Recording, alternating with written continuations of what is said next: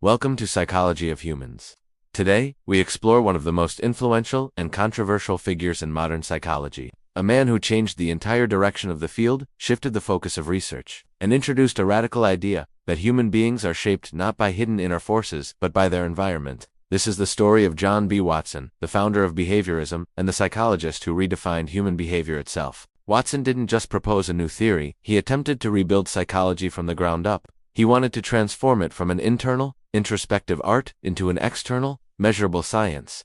And whether you agree with him or not, his impact can still be felt today in parenting, advertising, therapy, learning theory, and even the way society understands human development. So let's dive into who he was, what he believed, why his ideas were so powerful, and how behaviorism still shapes your life today, even if you've never heard his name. The rise of John B. Watson. John Brodus Watson was born in South Carolina in 1878. His early life was turbulent, an absent father, poverty, and a deeply religious household. But Watson had no interest in religion. His passion was science, order, and predictability. And that early exposure to chaos might help explain why he later devoted his career to understanding and controlling behavior. Watson entered academia at a time when psychology was still young. Most psychologists were studying consciousness, introspection, and subjective experience.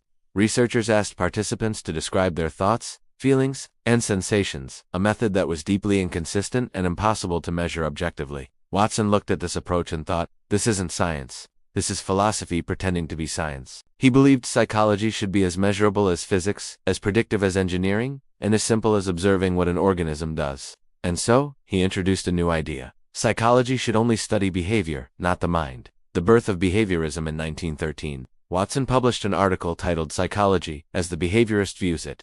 This article became the foundational text of behaviorism. Its message was bold, provocative, and revolutionary. Forget consciousness. Forget introspection. Forget trying to guess people's inner world. The only thing that matters is behavior you can observe, measure, and predict. Watson believed all human behavior is learned through interaction with the environment. Not some of it, not most of it, all of it. This was radical for one simple reason. Psychology had spent decades focusing on internal mental states, inner drives, and the mysteries of the mind. But Watson was saying the mind didn't matter, at least not scientifically. He wanted psychology to become a natural science of behavior, with laws as reliable as gravity. The power of conditioning to prove behaviorism could explain human development. Watson turned to the concept of conditioning, the idea that we learn by forming associations between things. This idea came from Ivan Pavlov, the Russian physiologist who showed that dogs could learn to salivate at the sound of a bell. Watson took Pavlov's work and extended it into human behavior. If dogs can learn emotional responses, why not humans? This led to one of the most famous and controversial experiments in psychology, the Little Albert experiment. Watson and his graduate student, Rosalie Rayner, conditioned a baby named Albert to fear a white rat. They paired the rat with a loud noise, and eventually Albert developed a fear response to the rat, and later to anything white and fluffy. Was it ethical? Absolutely not by today's standards. But did it demonstrate the power of conditioning? Yes, and Watson used this experiment to argue that all emotions, including fear, love, and rage, could be conditioned through experience. Watson believed babies are born with only a few basic reflexes.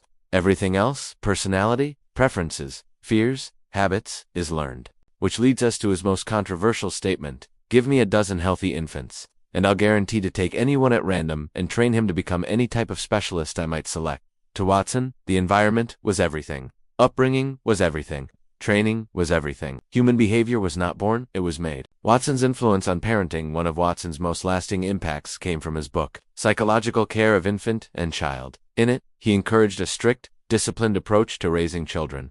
His advice included, don't hug your children, don't kiss them, don't show too much affection, treat children like small adults, reward desirable behavior, ignore tantrums and crying. Today, we know this is unhealthy. Emotional bonding is essential for development. But at the time, Watson's message resonated with many parents seeking structure and predictability. Watson's parenting ideas were flawed, deeply flawed, but they came from his larger belief system, that emotions are learned, not innate, and can be shaped through conditioning. Watson's second career, advertising. After a scandal at his university, an affair with Rayner, Watson left academia and moved into advertising, where his understanding of conditioning and human behavior helped transform the entire industry.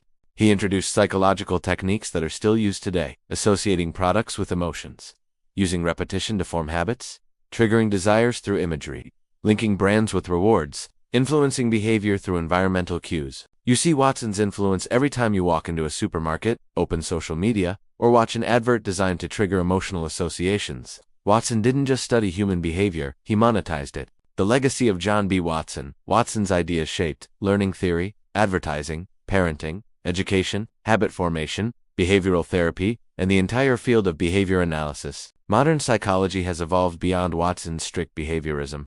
We now know that biology, cognition, and emotion play essential roles.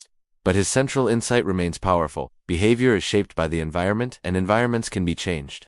This unlocked the foundation of cognitive behavioral therapy, CBT, behavior modification, habit training, exposure therapy, reinforcement-based learning, and modern behavior analysis. Watson might have rejected the mind, but he built the structure that later psychologists used to understand it. Even today, when you form a habit, break a habit, learn a skill, or respond automatically to something in your environment, you are living out the principles Watson helped define. Final thoughts. John B. Watson was a disruptor, a builder, a transformer. He stripped psychology down to observable behavior and forced the field to rebuild itself using science, measurement, and prediction. And although his ideas were extreme, they shook the field in a way no one had before. By redefining human behavior, Watson pushed psychology into the modern era and challenged us to look at how much of who we are is truly us, and how much has been engineered by the world around us. Thanks for watching. Please like and subscribe.